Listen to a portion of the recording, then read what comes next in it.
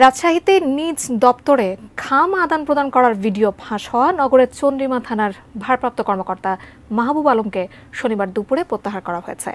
রাজশাহী মহানগর পুলিশের মুখপাত্র ও অতিরিক্ত উপপুলিশ কমিশনার জামিরুল ইসলাম বিষয়টি নিশ্চিত করেছেন।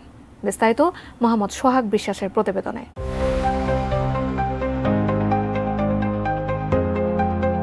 রাজশাহীতে নিজ দপ্তরে খাম আদান প্রদান করার ভিডিও ফাঁস হওয়া নগরের চন্দ্রিমা থানার ভারপ্রাপ্ত কর্মকর্তা মাহবুব আলমকে শনিবার দুপুরে প্রত্যাহার করা হয়েছে। রাজশাহী মহানগর পুলিশের মুখপাত্র ও অতিরিক্ত পুলিশ কমিশনার জামিরুল ইসলাম বিষয়টি নিশ্চিত করেছেন।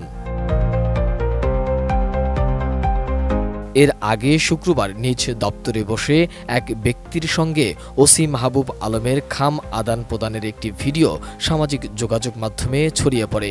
এ নিয়ে রাতেই বিভিন্ন সংবাদ মাধ্যমে সংবাদ প্রকাশিত হয়। খোঁজ নিয়ে জানা গেছে, বোনের সহকর্মীকে ফাঁসাতে চন্দ্রিমা থানায় করা মিথ্যা মামলার জন্য ওসি মাহবুব আলমকে ঘুষ দেন এক ভাই। পরিকল্পিতভাবে সেই ঘুষ দেওয়ার ভিডিও ধারণ করে রাখা হয়, যাতে পরে ভিডিও দেখিয়ে পুলিশকে জিম্মি করে কাজ করানো যায়। শুক্রবার ভিডিওটি সামাজিক যোগাযোগ মাধ্যমে ছড়িয়ে পড়লে অনুসন্ধানে এসব তথ্য বেরিয়ে আসে। ভিডিওতে যে ব্যক্তি ওসিকে খামে ঘুষ দিচ্ছিলেন তার নাম মুস্তাফিজুর রহমান বিশ্বাস। তার বোনের নাম রুবানা ফেরদৌস। তিনি পশ্চিমাঞ্চল রেলওয়ের মেকানিক্যাল শাখার ট্রেসার পোস্টে কর্মরত। রুবানা ফেরদৌস মামলার কথা স্বীকার করলেও এ বিষয়ে কথা বলতে চাননি।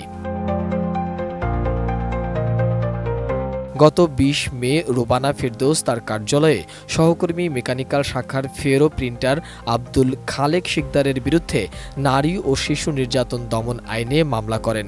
মামলার এজাহারে বলা হয়, গত ৭ মে আব্দুল খালেক শিকদার তাদের দফতরে রুবানাকে শ্লীলতাহানি করেছেন। মামলায় তারই কার্যালয়ে অন্য ৪ সহকর্মীকে সাক্ষী করা হয়। তবে আসামিদের সবার দাবি তারা এমন ঘটনা দেখেননি বা জানেন না।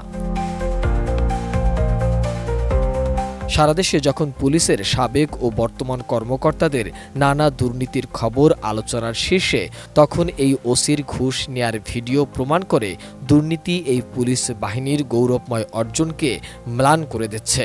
মাঠ পর্যায় থেকে অবৈধ লেনদেন ছড়িয়ে পড়ছে শীর্ষ পর্যায়ে।